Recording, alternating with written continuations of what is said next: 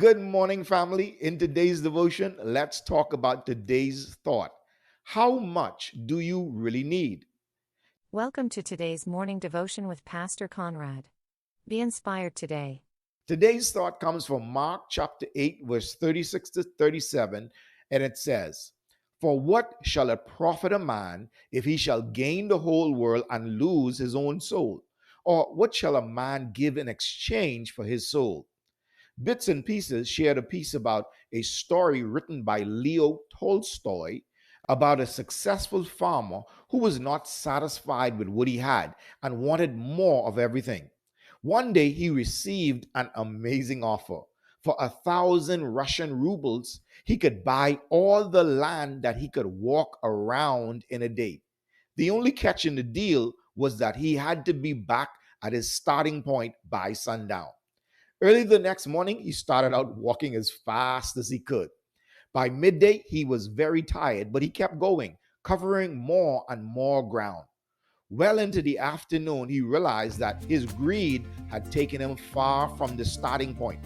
He quickened his pace, and as the sun began to sink low in the sky, he began to run, knowing that if he did not make it back by sundown, the opportunity to become an even bigger landholder would be lost.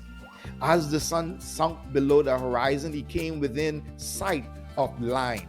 Grasping for breath, his heart pounding, he called upon every bit of strength left in his body and staggered across the line just before the sun disappeared.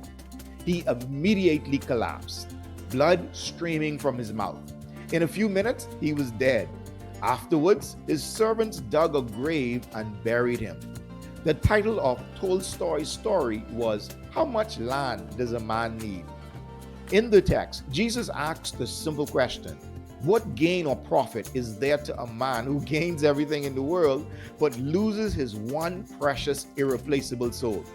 It's amazing how busy some people are, rushing into every direction, trying to do everything and working to please everyone, then trying to call that happiness. We live in a society of greed where people are never satisfied with what they have and they never have enough. Now, I'm not saying that you should not desire to be prosperous, blessed, or successful. I'm asking you to consider when enough will become enough for you. Your enough may not be someone else's enough, and that's okay. Don't follow the masses who continuously chase after the unimportant and neglect the important. Stay grounded in gratitude for what you do have.